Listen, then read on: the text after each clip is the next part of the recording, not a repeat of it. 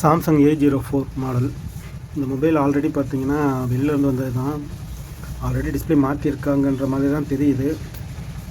என்ன பிரச்சனைனா டிஸ்பிளே வந்து இந்த இடத்துல லைட்டாக உடஞ்சிருக்கு. ஆட்டோமேட்டிக்காக ரன் ஆகிக்கிட்டே இருக்கும். டிஸ்பிளே ஃபிட்டிங்கும் சரியாக பண்ணலை. அப்படி பார்த்தீங்கன்னா தெரியும், ஓப்பனில் தான் இருக்கும். ஓப்பன் பண்ணுவோம் என்ன கண்டிஷன். இந்த மொபைலில் வந்து ஒரு மிகப்பெரிய விஷயம் என்ன தெரியுமா, 2 ஸ்ட்ரிப்பு ஒன்றா போட்டிருப்பாங்க. மற்ற மாடல்லாம் பார்த்திங்கன்னா இங்கே ஒரு ஸ்ட்ரிப்பு இங்கே ஒரு ஸ்ட்ரிப்புன்னு தனித்தனியாக இருக்கும். இதில் ஸ்ட்ரிப்பு ரெண்டுமே பார்த்திங்கன்னா ஒரே ஸ்ட்ரிப் ஆக்கி டிஸ்பிளே கனெக்ஷன் கொடுத்துருப்போம். சப்போஸ் மைக் எடுக்கலை, ரிங்கர் எடுக்கலை அப்படின்னா டிஸ்பிளேவே நம்ம மாற்றுற மாதிரியான ஒரு பிரச்சனை வரும். போர்டெல்லாம் நல்லாயிருக்கு.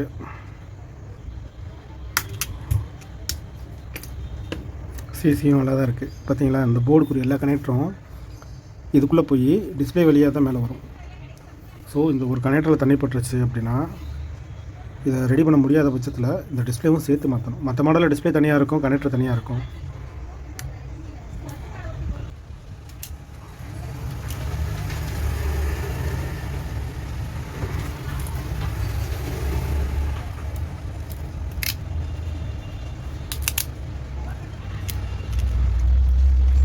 ஆல்ரெடி டிஸ்பிளே மாற்றிருக்கானுங்க பாருங்கள். நான் நிறைய வீடியோவில் சொல்லியிருக்கேன், இந்த எமர்ஜென்சிக்குன்னு நீங்கள் போய் கேட்டிங்கன்னா இந்த வேலையை தான் பார்ப்பாருங்க. ஆக்சுவலி பார்த்தீங்கன்னா பிளாக் பேஸ்ட் வச்சு சுற்றி ஃபிட் பண்ணணும். அது என்ன பண்ணியிருக்கானுங்க பாருங்கள், சென்டரில் வந்து டூயல் ஸ்டிக்கர் இருக்குது பார்த்தீங்களா, டூயல் ஸ்டிக்கரை இந்த அளவுக்கு ஒட்டி அது மேலே டிஸ்பிளே வச்சுருக்கான் பாருங்கள். என்னத்தை சொல்கிறது இவனுங்களை, அவங்களுக்கு வேலை சீக்கிரம் முடியணுன்ற ஒரு காரணத்துக்காண்டி பசையே வைக்கலை.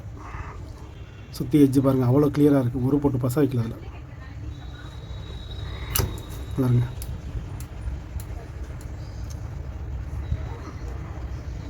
அது லென்ஸில் இருக்க பேப்பர் அதை கிழிச்சு எங்கே ஒட்டி வச்சுருக்கான் பாருங்கள். இதை தொழில் பழகிறவனுக்கும் தொழில் செய்கிறவனுக்கும் உள்ள வித்தியாசம் நல்லா பாருங்கள்.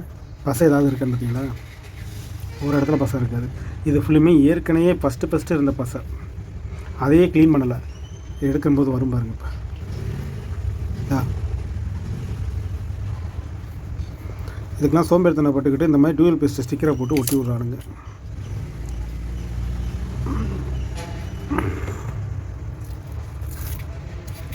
அது பேப்பர் ஸ்டிக்கரை வச்சு ஒட்டியிருக்கானுங்க.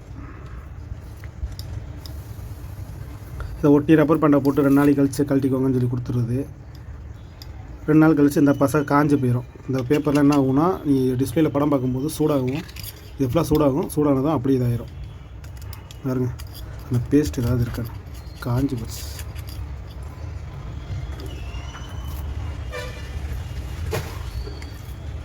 இதை க்ளீன் பண்ணுறதுக்கு நேரம் ஒதுக்குறதுக்கு தான் அவங்க இந்த வேலை பார்க்குறது.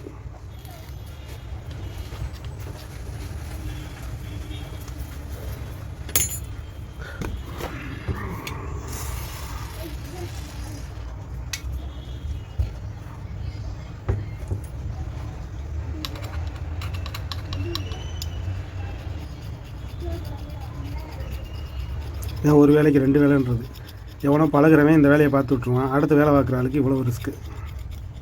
இதை சுரண்டி க்ளீன் பண்ணி அதுக்கப்புறம் பேஸ்ட் ஏற்றி அவன் நோகும்பிட்டு போயிடலாம். 300 கூலி சார் அப்படின்னு சொல்லிட்டு 300 வாங்கிட்டு உட்காந்துப்போம். அவன் இவ்வளோ வேலை பார்த்தாலும் அந்த 300 வாங்குறதுக்கு பெரிய விஷயமா இருக்கும்.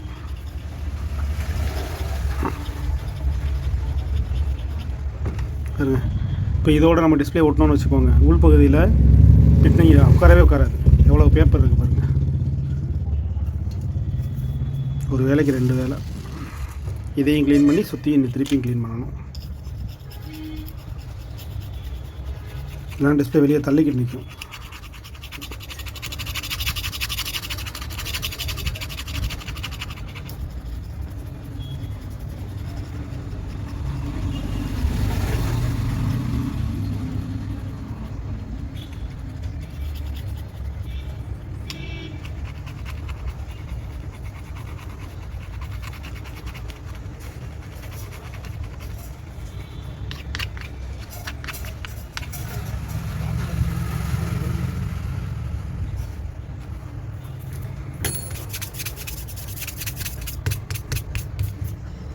நீ சுற்றி இருக்கிறத க்ளீன் பண்ணணும்.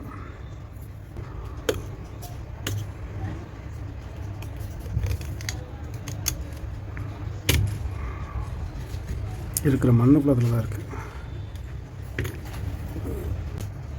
அதை க்ளீன் பண்ணிவிட்டு பெண்ட் எடுக்கிறது வேறு முக்கியமான விஷயம் சொல்லியிருக்கேன்ல.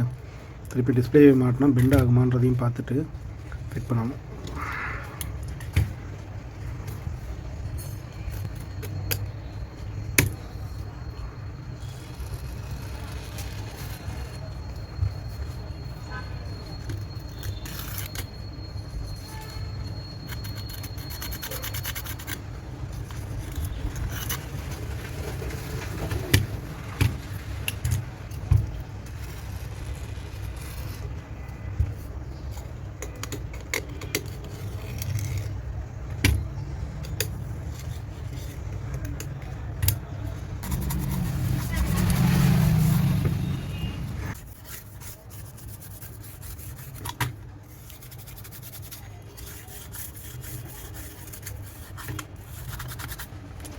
பாருங்க, நானும் இப்போ தான் பார்க்குறேன். இங்கே பாருங்க, கேமராவில் எவ்வளோ பசையை தடை வச்சுருக்கானுங்கண்ணே. பூசு பயிலுங்க.